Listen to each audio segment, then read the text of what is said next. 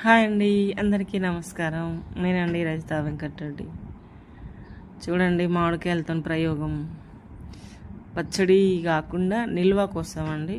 పచ్చిదే మామిడికాయలు తీసుకొని వాటిని మెత్తగా మంచిగా పై చెక్కు తీసుకొని తురమాలండి కొబ్బరికి. దాంతో కొన్ని ముక్కలు కూడా కట్ చేసి పెట్టుకోవచ్చు.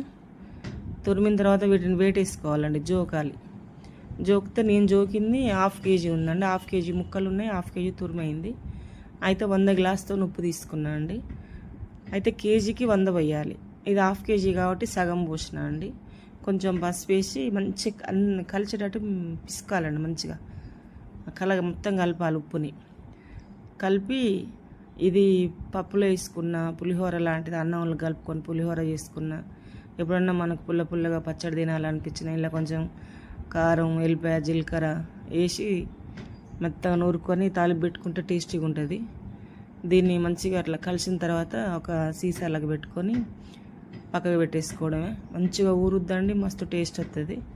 అట్లనే ముక్కలు కూడా అండి, నేను ముక్కలను కూడా అట్లనే పైన చెక్కు తీసుకొని అవి కూడా వేటేసుకుంటే 1/2 కేజీ ఉన్నాయి.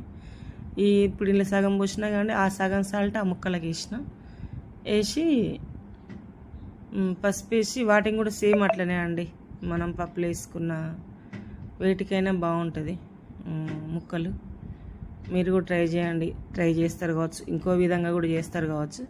నాకు తెలిసిన విధానం అయితే ఇదండి. నేనైతే ఇట్లా చేసిన. మీకు నచ్చితే లైక్ చేయండి, కామెంట్ పెట్టండి, సబ్స్క్రైబ్ చేసుకోండి.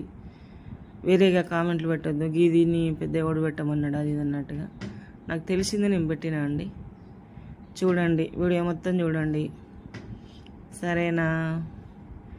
బాయ్ అండి, బాయ్.